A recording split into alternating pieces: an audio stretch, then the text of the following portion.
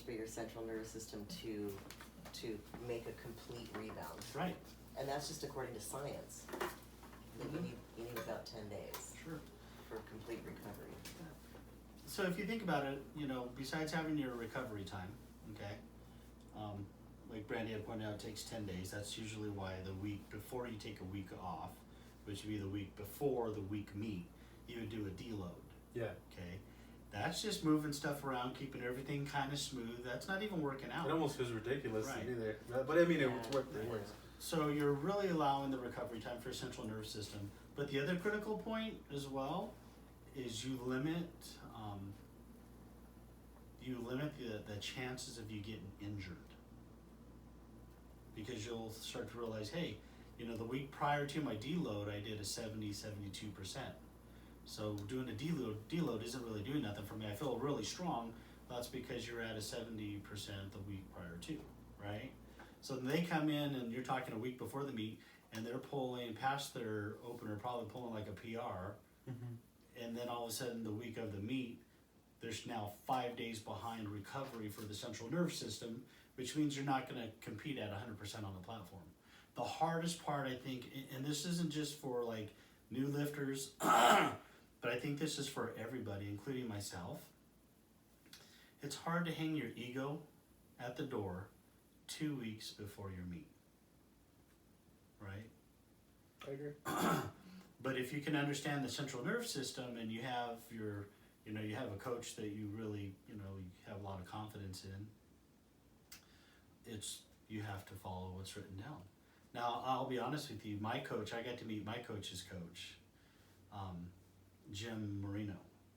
And when I talked with Jim about my old coach, Mike, he said, that guy never listened to anything I said. He was a hardhead, and I started laughing at him because at the time, Mike was my coach, and Mike had turned to Jim and told Jim as well, he's the same way. This is why I have Chris here, because I'm getting payback for how I was when he was there. But it was really, really hard for me to, when I first started getting into competing, is listening to Mike, allowing my central nervous system to relax, because all the training, everything that you've gone through, it's really a journey. And now you feel like, right, you're super strong than when I started, so I shouldn't be having a deload. But I think that it's very, very important for all lifters to give their central nervous system some time to recover. That's the ego. That's the ego talking right there. Like, oh no, I'm too strong for this. I don't need this. Mm-hmm.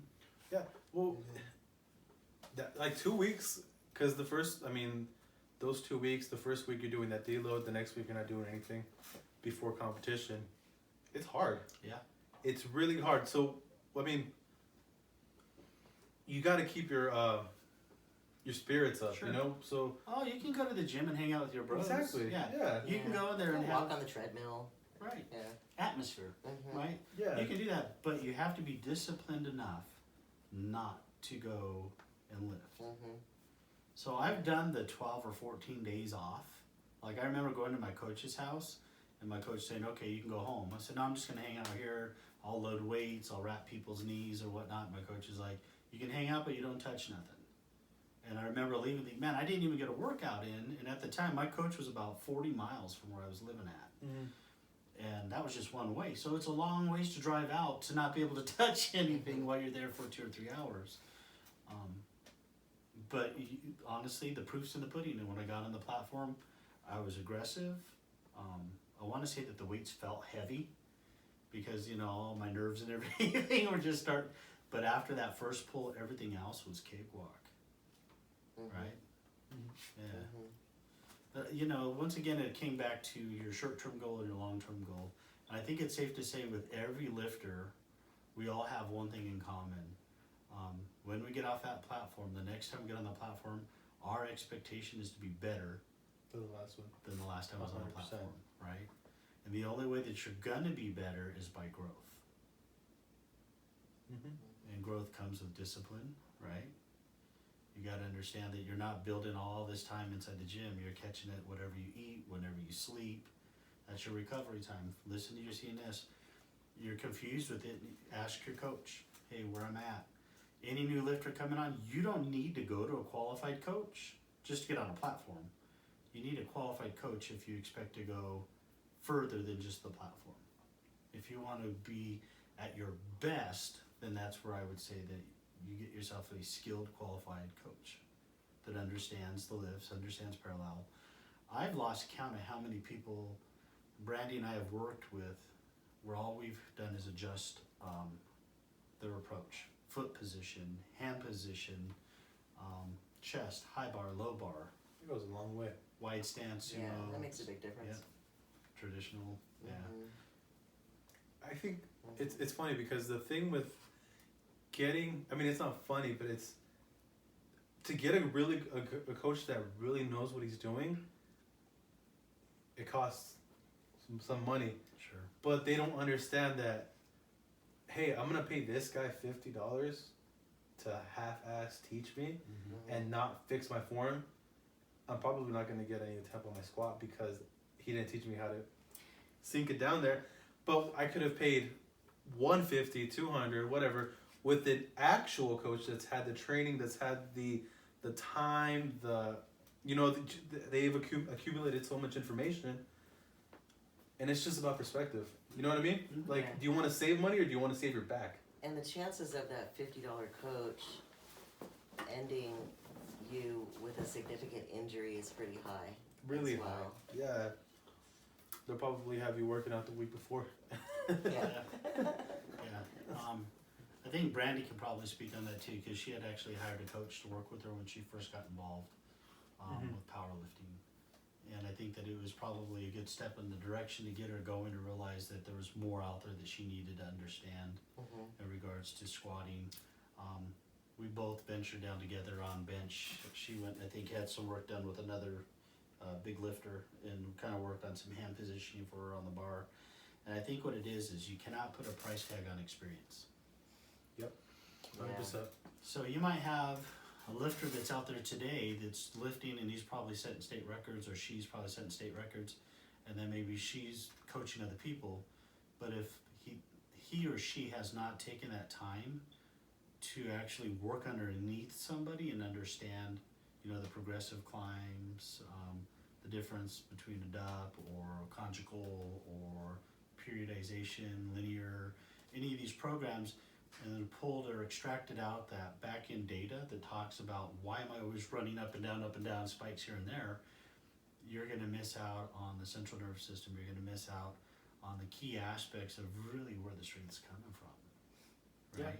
Recovery, confidence. There was a program that we had watched, and I remember the gentleman had said, I've been in this gym for 10 years and not once have I ever gotten a compliment. And the coach says, why would I give you a compliment if you're doing something good? I'll only give you direction to get you to a point where you have no compliments. So basically what he's saying is, you don't need me to tell you you're doing a good job. You need me to tell you what to fix to do a good job. Yeah, you're not a kid. You're not a kid. I don't need to I don't need to praise you constantly. Exactly. And I think that might be some of the challenges nowadays with some of the lifters is they're looking for, and I don't know, to be honest with you, because I only work with a handful of individuals that don't look for that. But I think that they're always looking for assurance that, hey, did I do that right? You know when you did it right, Mm-hmm. right? You know when you do it right. But you have to have these common goals. You have to have the fact that when I get on the platform, I'm going to be at my best, which means I've got to do whatever I have to do to be my best, even if that means not following my intuition, but following what my coach has given me on a program. Those are hard, because I had a hard time with it with my coach too. I had a really hard time the first time I had to Sure. not work out. I was like, hey, how are you doing? I'm like, I don't know. Yeah. I don't know what it's like. So just to kind of share with you, we'll give everyone here a real quick insight on Brandi and my marriage. If you guys can imagine, if you've ever taken 2 weeks off of not working out, by the 10th or 11th day, you are irritable. You're aggressive, you're irritable because you're used to lifting heavy weights. Let's get this ball rolling, and you start becoming short and snipping at people. So when you look at Brandi and I as competitors, and we're competing or training for the same meet, kind of put that inside. If I was only in their house when they were on their 11th day of allowing their CNS to rest in preparation for a meet.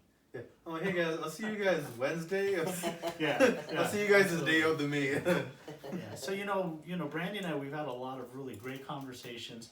We've been blessed to work with a lot of talented people.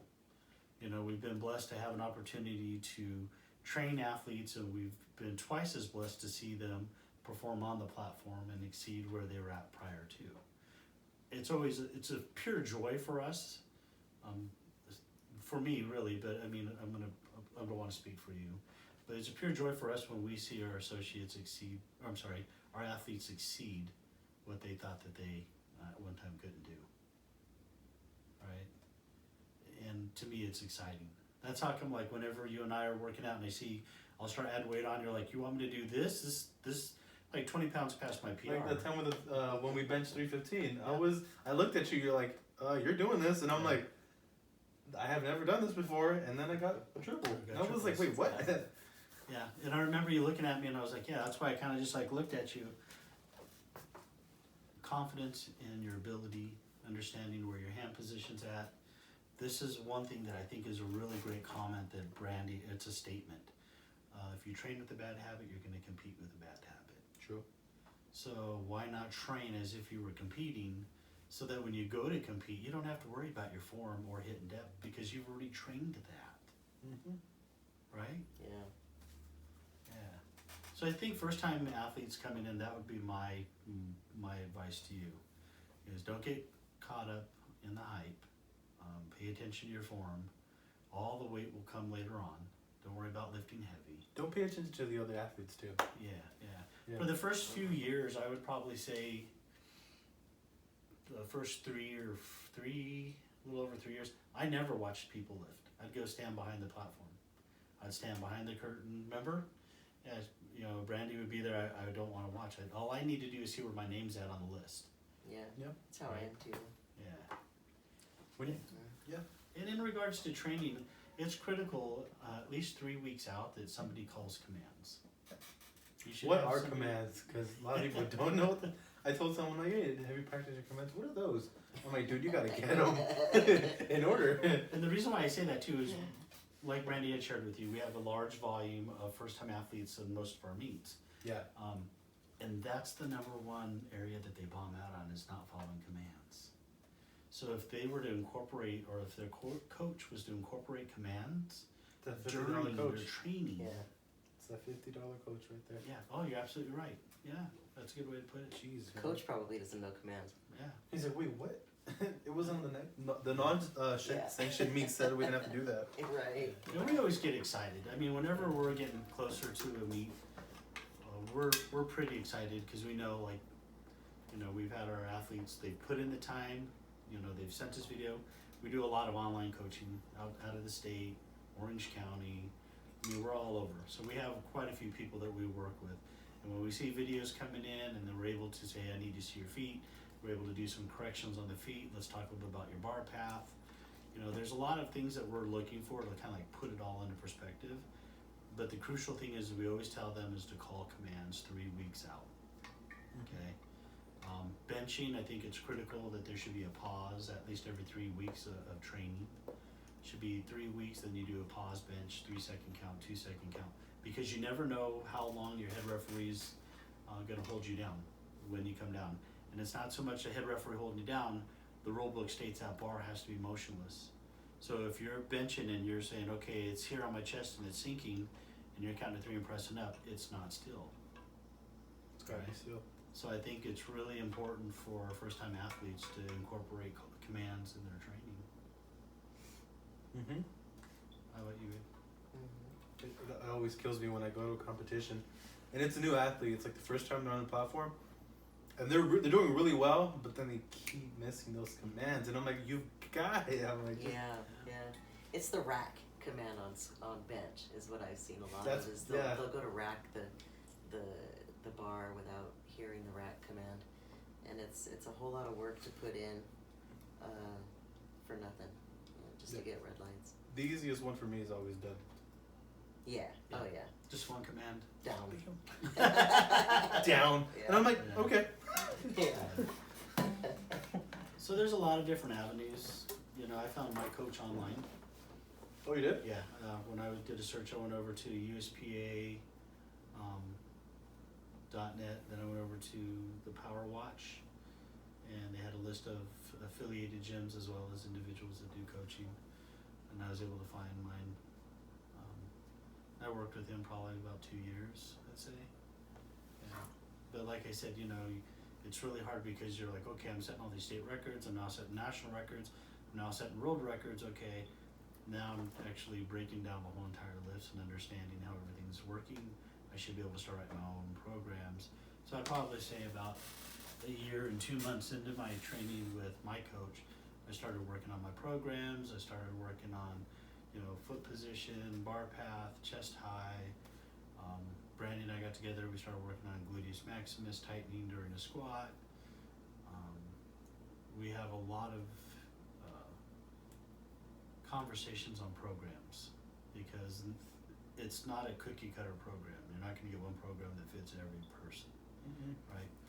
I think for men, we do great when we're lifting heavy with low reps. I think women do great when they're at a medium weight with more volume. Yeah. It's just what we've seen, right? And in some programs, you could have 2 or 3 people running the same program and things look the same, but there's going to be a different in regards to the accessories, right? The rear kinetic chain. Yeah, because it's on you. It's on that person, individual person. And that's what you don't get on that cookie cutter program. Yeah, but we have a lot of people that, you know, they reach out to us because they don't know. So whenever you get involved in powerlifting, the first thing you want to do is you want to find a federation that you fit in. And so USPA was the federation that I really felt welcomed, and I felt like they were really dedicated and focused on moving forward with powerlifting, as well as really promoting a healthy environment for our athletes. And with that, I was sold after that. I was like, okay, I'm on board. This is kind of where I wanted to run with stuff. So the first time on the platform, I don't know if it was the same for either of you guys, but for me, I did not like. I realized that the first day I competed, I didn't see anyone. Like I didn't see the crowd. I realized that every time I was on the platform, it was like no one was there. But then after a while, I'm like, oh, you guys were there. You guys were looking at me. Yeah. Was it the same for you guys, or was it? Yeah. Because it's like no one else is there but you. Your adrenaline just goes crazy. Huh? Like ridiculous. Yeah. It's so much fun. How was your first time? Yeah. Oh, it was a blast. Yeah, it was a blast. I was like that too. I was so excited I didn't see or hear anybody, but I had so much fun. I think I made like 100 friends that day. You know, I mean, it's such a welcoming, supportive community that everyone is there to cheer you on and That's what I love make about sure that. that you do well. And yeah, it's a neat community. Yeah, honestly, my first time on the platform, I was already thriving. So, I mean, I'm kind of a people person, so being in front of large crowds always been really a comfortable situation for me. So when I went out there, I mean, I'm the guy out there like kind of egging on the crowd, like let's make some noise. And for individuals that are going to our meets, as an athlete, I can share with you, when you guys cheer any athlete on that platform on, Doesn't matter if you don't know them. doesn't matter if you don't know them or not, they're gonna drive off of the energy provided by you. 100%. Yeah. That's how I did it at Yuma on the last attempt. Yeah. I was like, yo, I was like, yo, for me, please. I need something. It helps. And I think that's what it is when you get a first-time lifter on there, they don't really know what to expect because they haven't gone to a meet. When I competed at Camp Pendleton, my first meet, I had never gone to a powerlifting meet except when I was at Mr. Olympia. Right? So I didn't That was know. only your second one? Huh? That was your second one going to? Yeah. The one that you competed Yeah. at? Yeah, so it was like, you know, I really didn't have, and at that time the meets were far and few. I mean, there weren't a whole lot. Yeah, this was before the boom. Yeah. Oh, really? Oh, yeah. There was a time when there was like Mm-hmm. a lot less? Oh, yeah, a whole lot less. Mm-hmm. And so when I went there, I didn't know. I didn't know what to expect. But I had paid for my coach to be there, you know, and I paid him for him to handle, not paid, but I had him there to handle me. And I remember standing there and I remember him and I talking, and there was a large group and they're all over there yelling at each other and smacking each other. And my coach looked at me and said, "Do you want to be like that?" And I was like, "No, I'm cool." Because I don't really feel like getting smacked around and yelling at horse throat, the whole entire 9 yards. And what ended up happening is they ended up burning so much energy hyping each other out that when they got up there, They were dead. some did okay and some didn't do that well. But I was super mellow. I was there with my coach, kind of just chit-chatting with him, and everything was just really surreal. It was a peaceful moment for me on the platform. It really was. Every time I put my hands on iron, I just feel very comfortable. when we had our first facility, Broken Iron 1.0, Brandi and I would be in the gym till 1:30, 2 o'clock in the morning, just her and I lifting weights after the people left or whatever it was, and we had a lot of time, there, and it's just something that we enjoy. And that's why I always encourage people, if you even think for a moment that you have a desire to compete on the platform, go to uspa.net, go to the event calendar, look at a date, write it down as a target, get involved. Go have fun, even if you don't want to do it ever again, just as an experience. Yeah, I can promise you that the majority of the people that we've talked to, like, they all wanted to do it once, and they're almost like regulars now. Like we see them a there's lot. a few. Yeah, and they love it. Mm-hmm. And they walk away, everybody's excited. I mean, you have your bad days, you have your bad days on the platform where you can bomb out or you don't place or whatever it is. Mm-hmm. But it's time for a self-reflect, I feel, off of those moments. They're learning steps, 100%. right? Yeah. And you can go back over and look and say, okay, what did I do wrong on the platform? Identify your areas you messed up on, and then take those areas that you identified that you messed up on the platform, and then look at your training and see inside your training program if any of your programs or any stage of your program had identified these. And if not, when you talk to your coach to go to the next round for training, say, hey, look, I jumped on command, so I need to have commands called more. I didn't break depth, so I need to focus on hitting depth more, right? Which means you need to have more critiquing. Or, I didn't pause on my bench. Maybe it wasn't a pause, dude. Maybe it just kept on moving, right? So you've got to incorporate some of your training back over, or your areas that you messed up on the platform. You got to take those as learning tools and go back over. Take your loss program. and learn from it. Mm-hmm. Yeah. So the whole you said the whole yelling and smacking thing. Why do people smack each other before they do a lift? Go ahead, Brandi. Just to get your adrenaline going. Yeah. Yeah. Because a lot of people are like, why do you guys do that? Yeah. We will do that to each other at a meet. Yeah. Usually we'll smack each other pretty hard on the traps. Just to get that adrenaline. It feels moving. amazing. I know that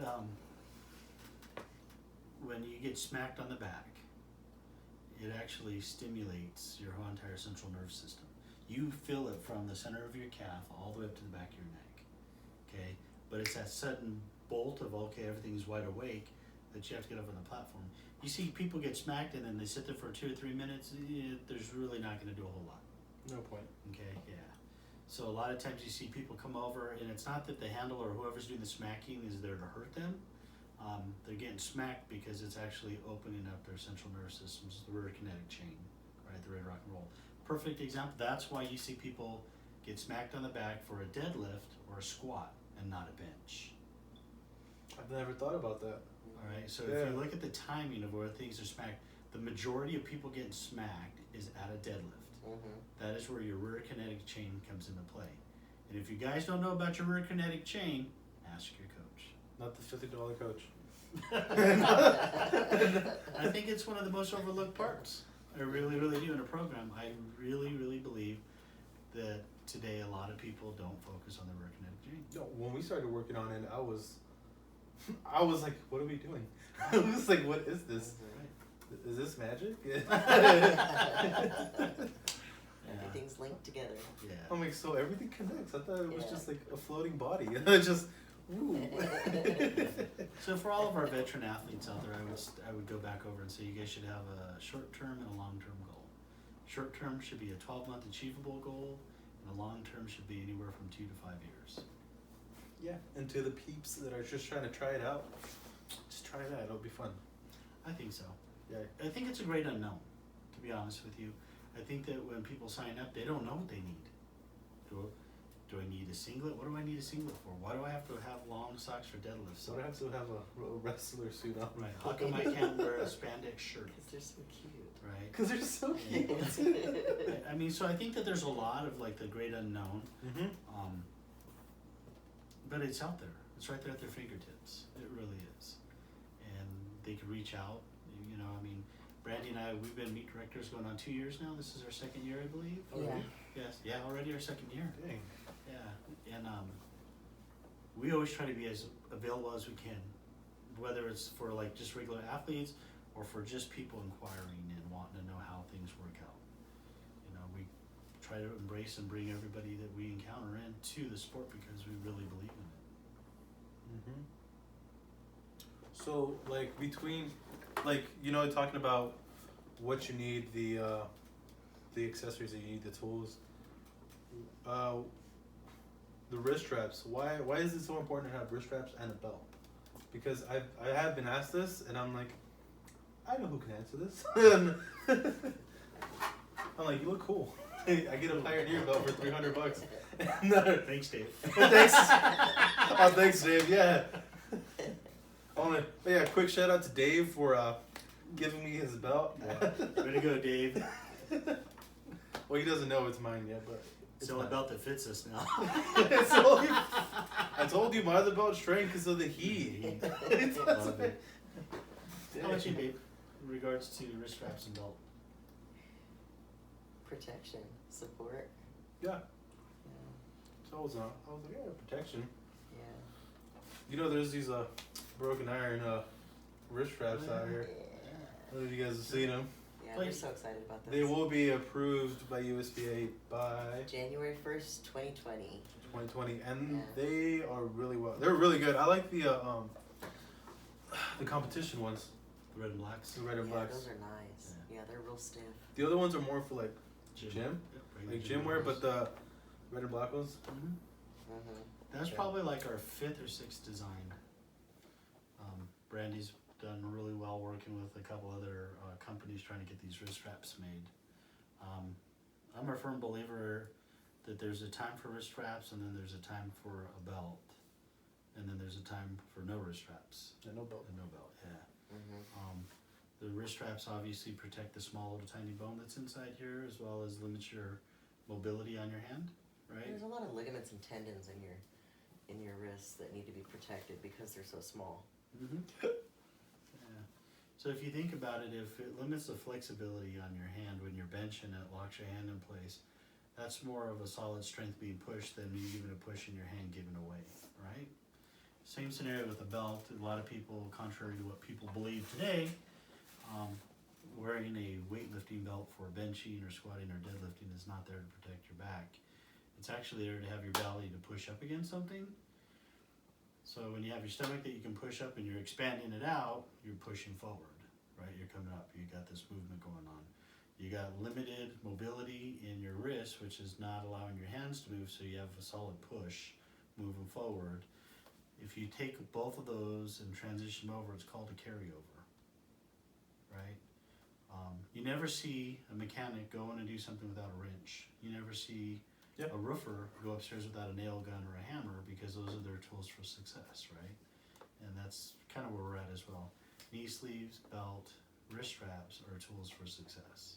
It takes a while, don't get me wrong. When I first started, I could not wear a belt for the life of me. Really? I was still, I was having a hard time trying to understand why I needed to wear a belt. And so my coach was nice, like, you're going to push your stomach against this, and this is going to allow, like, if you were to lay your stomach on a wall and push your stomach out, you're going to push your body off the wall, right?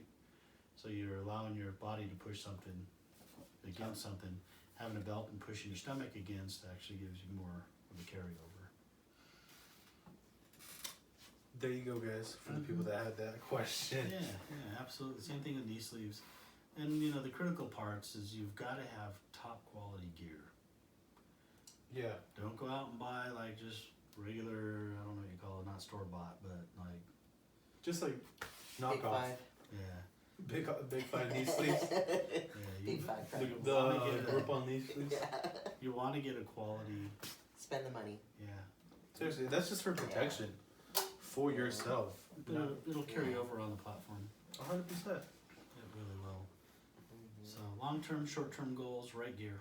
Get the right gear. Mm-hmm. Right gear. Oh, yeah. And get the right kind of coach. And the best ideal coach for you guys to have would be somebody who's not just a coach, but somebody who competes. Yeah. So a lot of times you'll get people that they're a coach and they're not involved in the sport, right? Or Isn't that funny? it's kind of mind-boggling, to be honest Yeah. with you, because you have a person that's, coaching people, but he's not taking his training aspects and putting it on a platform, or hers, and putting it on a platform, right? So I can share with you that when we go to a meet, depending on who the head chair is, or the head referee or official, on my flight, my wife will come back over and say, okay, here's who we have. Really make sure the bar sits still, right? Or make sure you lock out, make sure your knees are tight when you're doing a deadlift. Make sure you come down, make sure, having those and knowing, who individuals are, or at least how they do their judging, is really critical on how your athlete will perform that day. You'll also have coaches that won't even show up for a meet. That sucks. Right, so it's even more mind-boggling that you have someone that was training you and then they're not even there. So all they end up doing is either watching video or hearing hearsay on how the meet went for that person to design the next program, right? We're challenged because we're meet directors, so when we have our athletes on our platform, we're fighting trying to get that time to be available for our athletes, and it's limited, especially when you're running a meet. Yeah, you're like, hold on guys, wait. Yeah. wait. Yeah, that always gets to me when people wanna they wanna coach for something they don't compete in. I've been asked, hey, can you coach me for a physique? I'm like, am I a joke to you? Am I being punked? Like, do I look like a clown? Like, I mean, I'm not talking shit about physique, but when the hell have I competed in physique? And they're like, they got mad since I said, I'm like, I can't do that, man. What am I supposed to do? Like, and at least you're honest, because there's so many people that won't be honest about that. They'll be like, oh yeah, give me your money, I'll teach you. I'm like, I don't care. I'm like, go find someone else. I can direct you to people. Yeah. I'll direct you to people that have competed, that can do really well. But for me to be like, okay, $150, and I'll teach you how to, I don't know. Let me YouTube it. I don't know, let me YouTube it. We're learning. This is the learning experience for both of us. Right. Yeah, we see that a lot. Do that, man. Yeah. Or those. I'm sorry to cut you off, but those people that have competed for only a year and have done powerlifting for only a year, and then they're coaching. And then thank you beat me straight to it. Oh my gosh, and they've competed once. I'm like, get out of my face. Yeah. I'm like, fix your own stuff first.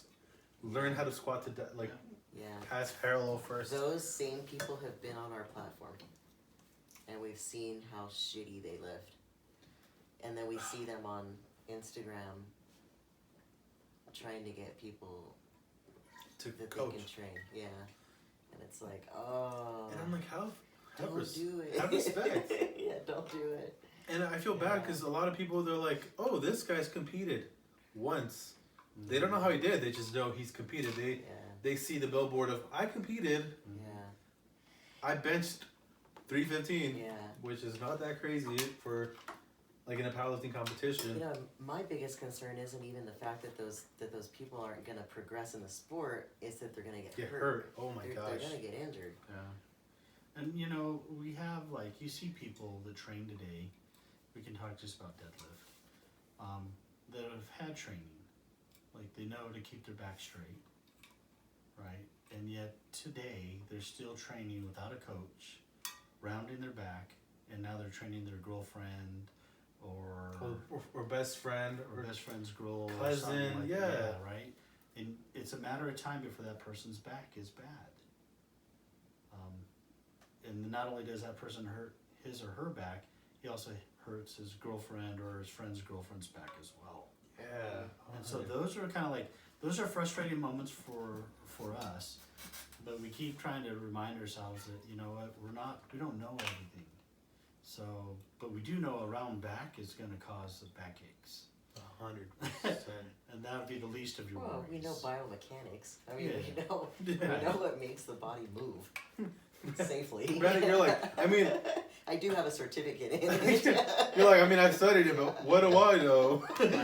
Right. What I'm sharing with you is no, I you get see that. other people that are training other people that haven't fixed their problems. Yeah. Is a real big concern in general because those are the ones that are going to get hurt. Yeah. But once again, it comes back like, hey, Dude, that's not my business. Fix I everything. can't. Yeah. Yeah, we can't meddle on everything. Right. Yeah, and honestly, guys, if you're if you've been training with the coach for like, I don't know, a year, and your form is still the same, Find another coach. find another coach, man. Mm-hmm. Drop that $50 coach and go somewhere else, man. Because be honest, you're gonna hurt yourself. I mean, you don't feel it now. You might be young. You're good. 10 years from now, you're gonna be walking around. You're not gonna be walking around. Wheeling around. You're gonna be wheeling around. Yeah. You're gonna get the fast pass to Disneyland. That's for sure.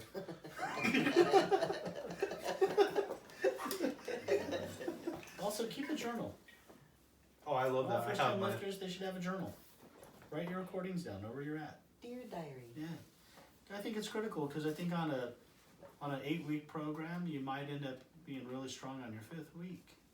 And you might not even know. Right, and the If you program's don't telling you to be strong on your 4th week, but every 5th week you're strong. So now you know, like, hey, when I'm gonna do an overload, I can't do it on the 4th week. I have to do it on the 5th because that's just how my body reacts to this program. And then you can massage it around. This is where I talk about where there's no cookie cutter program. Right? I mean, somebody's got to sit down. They've got to figure out how this is going to run.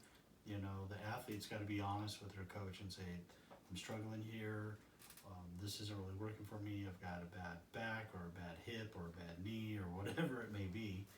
And then go from there. We had one person that we worked with, and the person couldn't get that squat depth. And later on, after we moved his feet around, we found out that there was a problem with the length of his legs. So we put him over into a corner, dialed in his feet, and this gentleman today could come into the gym and do a squat where his form is like almost picture perfect every time. Even when he fails on a squat, his form is still picture perfect. It's almost like having a good coach works. Yeah. Right? It's like a lot of people don't get that though. Yeah. Seriously. Oh gosh.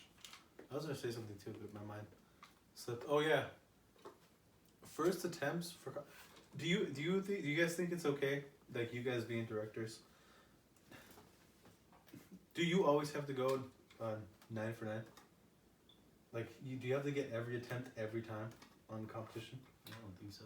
Mm-mm. I don't know, cause that's I've heard this and I've seen on Instagram that like, oh, well I got a 9 for 9. I'm like, that's cool, but did you PR? Mm-hmm. Right. Yeah. Yeah. Did you do your best? I think that's the most important. Is did you do your best and did you hit your goals? If your goal was a 9 for 9 and you got a 9 for 9, then that's great. But if your goal was to hit a 1,400 pound total and you hit a 1405 and you got 6 for 9, then that's great too. Yep. So I think really it's more about setting yourself up for success, whether it's hitting 9 or hitting 3, really, as long as you hit the most important ones. Yeah. And that's kind of, I'm right there as well. All openers should be something that you can do anywhere from 3 to 4 reps on your worst day. Always, yeah. Nobody cares about you opening up super heavy. Mm-mm. Nope. The only thing they care about is you ending super heavy. Or woman up super heavy. Yeah. So, for me, I think it's cool when I see people PR on their 3rd attempts, as well as when people fail. And the reason why I say that is it's great to see an athlete achieve what he's worked so hard to do. And I think it's great to see athletes test their ability and have a new goal to shoot for when they fail. 100%. So I don't see that there's anything negative on that, Mm-hmm. right? Mm-hmm. When I hear somebody's got 9 for 9, they probably played that meet very safe. Very Yeah. safe. Right. Yeah. Yeah. Yeah. I'd like to see the failure in the last one, but it's always got to be. Say if I fail my 3rd squat, I need to make sure that my 2nd squat is something I can live with. Yeah. That it's something I can be proud of. That's what we talked about at Mr. Olympia. Yeah. I mean, not saying I want to go up, 5 pounds from my 2nd to my 3rd, but I at the same time I'm always shooting for something, whether it's 1st place or a record or 1,000-pound total or so I'm chasing after something. Mm-hmm. And so that one before the failure has to be something I can walk away with and not be ashamed of. So, but I do like to see the failure because I know that they did their best. I love to see the grind. Tried I like the grind too. The grind. Yeah. In the lift. Yeah. It's like Yeah. Yeah, I guess maybe like on the next series would be is to think about bringing in a new athlete and asking them what it is that makes them want to power lift. Seriously, yeah. Right? I mean, some people are just naturally strong, and then other people have to work really hard to be strong. Right? Were you naturally strong? Yeah. Yeah? Yeah, I was too. You were too. I was 100% not. Family of farmers, like That's what that was? generations and generations of farmers. That makes sense. Yeah. On my father's side, we had a person that was a Barnum and Bailey circus as a strongman. So I get No way. Get a lot of strength from my father's side. Yeah. Why does that not surprise me? Like- You were in the creep show. You were in the creep show. Remember who's coaching you? Your Brandi. family was in the I creep was like, show. where? I guess I'm never gonna hear this one, huh? Oh, that's nice. That's fine. Hey, if it doesn't work out in powerlifting, we can always go. Go back to the circus. I'll go with you. I love it. We can do the two. We can do the Yeah. two bearded brothers. We just like That's awesome. we'll tandem pull like 1,000 pounds. Yeah, I don't know. you know, I remember as a child, I remember watching my father move these like 500-pound, 400-pound boulders, and I was probably about maybe 11 years old, and I thought, this guy's crazy.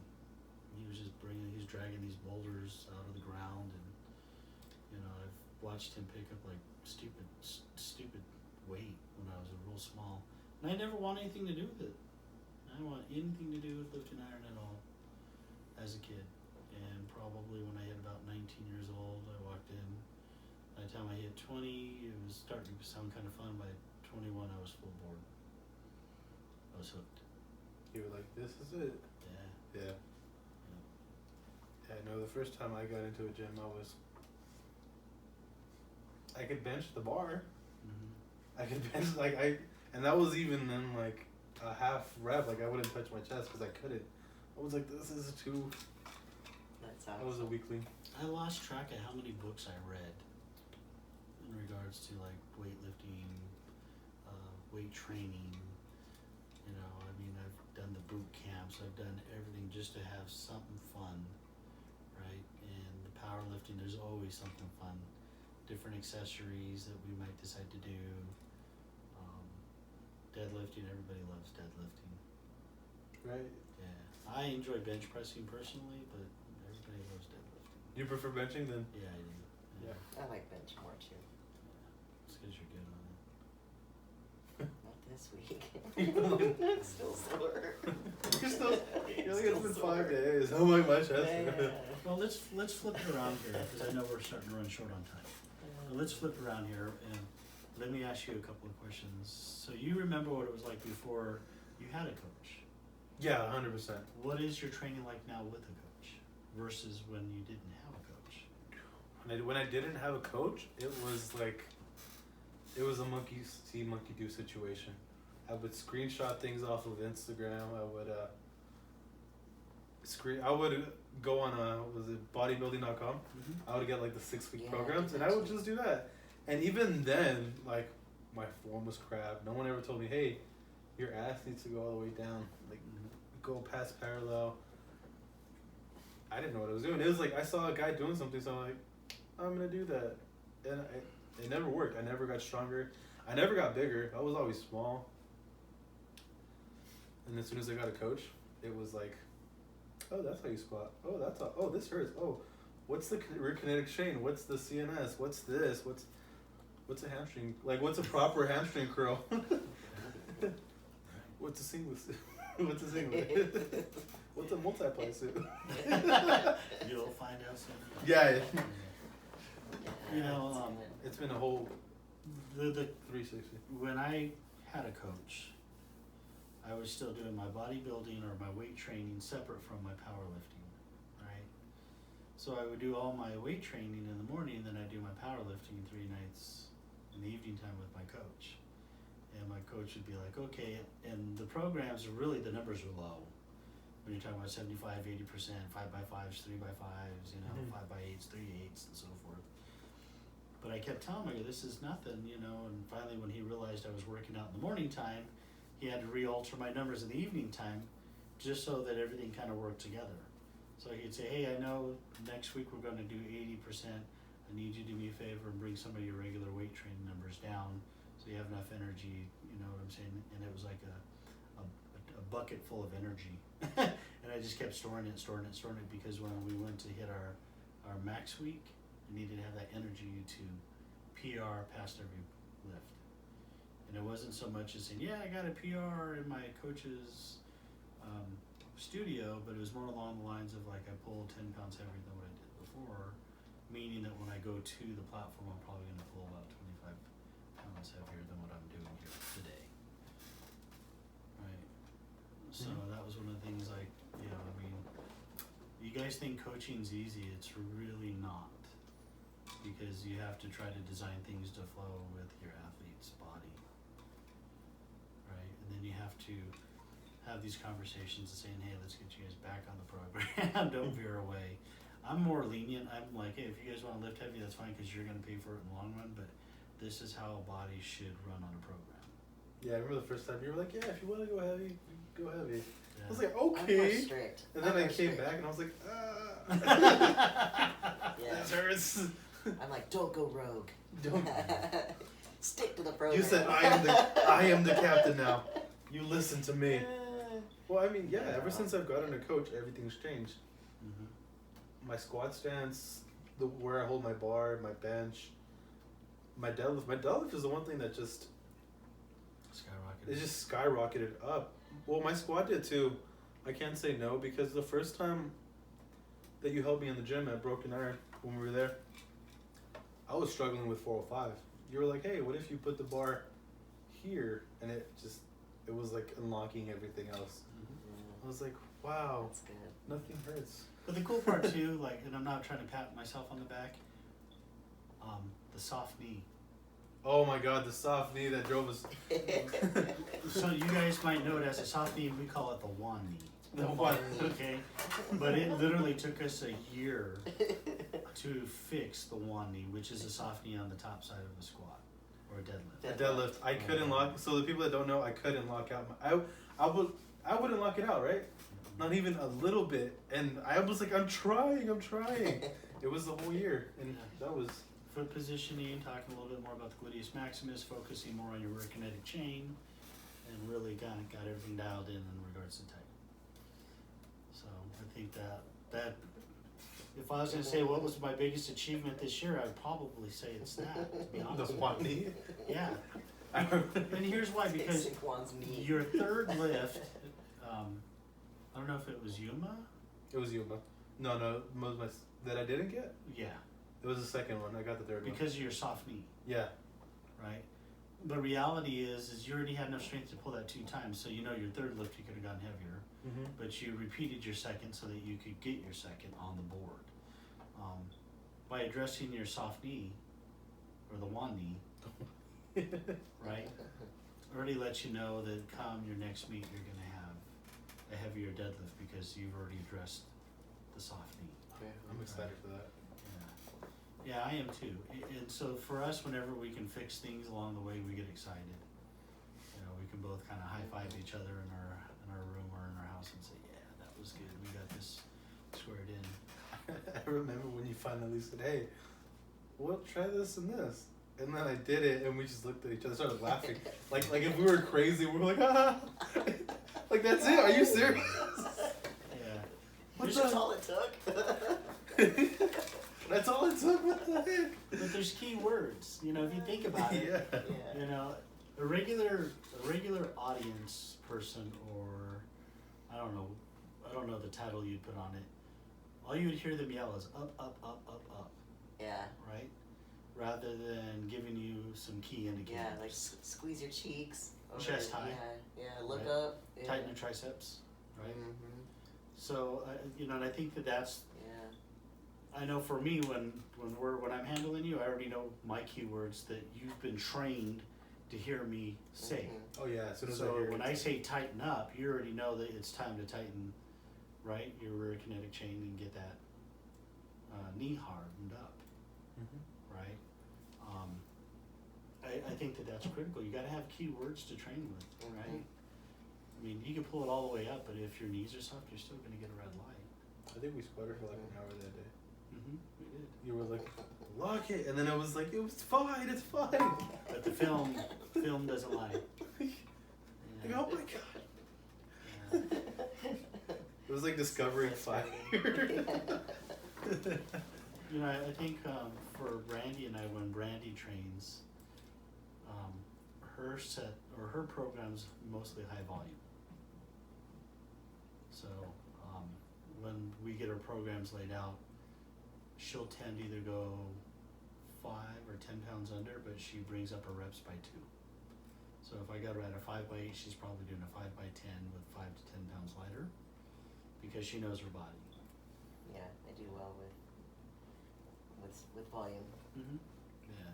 For me, it's got to be heavy. It's almost like a Russian program. I've got to go heavy all the time, but I also have to have my time to rest.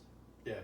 And you know, for those that don't know, I've had a sleeping problem for like the last 17, 15 years. I'm lucky enough to get 4.5 hours sleep a night. And Brandi's been giving me some therapy that's helped me sleep till maybe 8 hours a night now, 7.5 hours a night. No way. Yeah, this is my first week on it. So you're like, what? Yeah, it's really weird to wake up and see the sun up, and you're still in bed. And when I get up and it's dark. Yeah, it's good. Yeah, so. But I would encourage people who want to do this really get involved. Like, start talking to people. You want to At Broken Iron. I wouldn't say so much that. What I would share is, if you want to do training, I mean, if you want to be a good power lifter, get away from the hype. And by that, don't go to a gym where, like, there's just a whole bunch of people training, maybe bad form, because you're going to fall into that. And maybe they can train that way because, you know, they've already competed, they know what they have to do. But for a new person coming in, if they start picking up those bad habits and they go to the platform, their first experience is going to be very rough. Yeah. Yeah, It's gonna be a rude awakening. whether they've competed or not, I still don't think it's a good idea to train with bad, Right. you know, going back to the Oh, I agree with you. to the habits. Unless you round your back, right? That's perfect. That's right. I'm just kidding. Yeah. No. No, I think straight back's golden. I think when people understand, like, the pendulum in regards to deadlifting, foot placement, all the way around and everything, huh? Mhm. Yeah. How many times have you guys competed? Like, how many times have you competed? I can share with you, last time Brandi and I counted up our medals, we were at 35? Yeah, 35? I think so. She I know was- we've got a ton of that. She was at 35, and I want to say I was at 48 or something like that. Now we only have just the ones that we like. So we kind of took this large bucket and said, okay, well, this one here, because this was from our pro meet, Goggins Force. Mm-hmm. So we're going to keep this one because this was cool, right?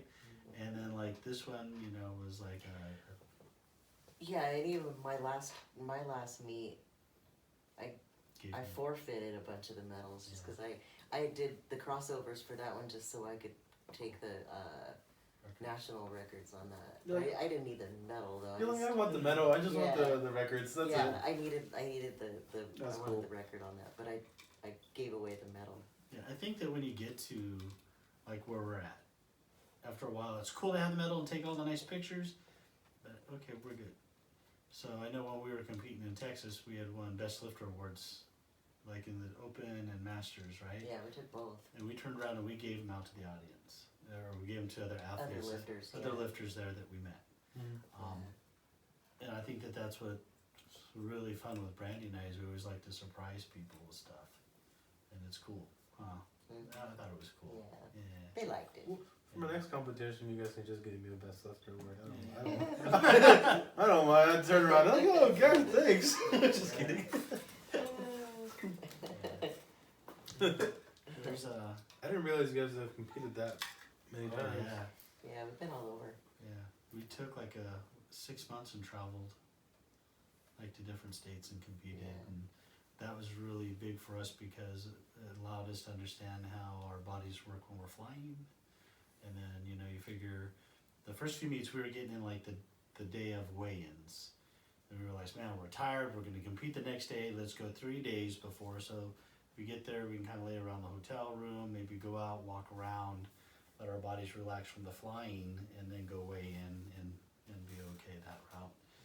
But I would encourage like any of our lifters today, if you so much as think that you want to compete out of state, do it. It is an awesome experience. You meet a lot of great lifters in different states. We've been to New York, Texas, Atlanta, Georgia. I don't know how many times I've been to Texas. Yeah, but do it. That should be like a short-term goal, a 2-year goal. Get out there and do it. What do you say? Yeah, it's fun. Just do Yeah, it. it's fun. Yeah, absolutely. Just try it out, man. Mm-hmm. It's fun. Even if it's not just powerlifting, even if you guys just want to do, I don't know, bodybuilding competition or physique competition, chess competition, I don't know what you like. Yeah. You know, just do it. As long as you just set your goals and set a plan. Mm-hmm. And there's a lot of You'll have information on fun, the man. internet. There's tons of Yeah. information on the internet in regards Seriously. to like, you know, powerlifting or bodybuilding or, you know, training or CrossFit or whatever, chest, Yeah. checkers, cornhole. You guys want You to know. play professional Connect 4? Yeah, whatever it is. It's got a wide variety of information there. I would also encourage like all of these individuals out there that are thinking about wanting to compete in powerlifting to go to uspa.net and go to the rule book and scroll through the rule book, look at the bottom at all the stuff that's on the approved list. But in regards to the rule book, it also talks about where your front crease should be at in regards to your patella and breaking parallel. So there's a lot of resourceful information that's been published there, not only for our new lifters, but our old lifters as well, in regards to stuff that's been approved. And you forget. Yeah. Or you don't know what's updated or what's not updated. Yeah, what is acceptable and what isn't acceptable in regards to gear. Yeah. What disqualifies me and what is a good lift. All that information's there in the rule book. USPA got together and they sat down, they wrote that rule book, not to humor themselves, but they wrote the rule book to help our officials know what to look for, but also for our athletes to know what to work on. Yep. And I mean, like I said, all that information is right there at your fingertips. Even if you have easy questions, you can always ask. Like for real, you can always ask me, and if I don't know, always at Broken Iron. They'll respond like that. If it doesn't matter, don't be nervous or like, oh, I don't know if I should. Dude, everyone's just trying to help in this community. Everyone's trying to see. Fully agree. They want to uplift each other. They're not trying to shoot you down. Yeah, I can honestly say that I don't know one lifter up here in the high desert or down in the valley that would turn anybody away from giving good, solid advice. Never. Yep. Just to share with you, and that is a very phenomenal feeling, is to have an affiliation with individuals you've never met, be there for the well-being of new lifters as well as old lifters. Yep, I agree 100%. I've seen guys that, hey man, I got you. Like, what do you need? Like, I'll show you. Yeah, and it's always awesome to see. Yeah. But today, just because I don't have that much time on this, my time limit, we are gonna cut. And thank you, Brandi and Chris, for coming today. I want to have you guys back. Yeah. 100% because it's always fun. Yeah, I would share this with you guys as well. When Brandi and I first started out, there was really not a lot of meets. So the meets were getting filled up fast. So Brandi and I are really committed to minimal of holding 24 meets next year, which will blanket out as many meets as we possibly can for individuals to compete. Yeah. Right? So I once again encourage everyone to go to uspa.net, go to the event calendar, look, select California or Nevada, Or wherever you any want other to go. state, any other state you want. Find an event, commit to it, focus on it, train for it, compete in it, and you'll be hooked. And get a real coach. Not that $50 coach. That's right. if you want to do well and not hurt your back. And don't get hurt. And don't care. All right, guys. Later. Juan, thanks for having us. Thank you. Thank you. That was awesome, guys. That was a whole hour, and I didn't even know. Yeah, she was asking. But yeah, she was asking like, how long is it gonna take? I don't know. Honestly, it depends. Yeah. Like, That flew by. I felt like I did a lot of the talking, but I'd like to see you maybe interview Brandi and just talk a little bit about like what's it take to be a female powerlifter. yeah. Because when Brandi came on, it was. Yeah, there was hardly any of us. Yeah. Yeah, that's exactly that's what we were talking about last week. That I was like, I want to have both of you guys together, Mhm. and then come back. I should probably pause this.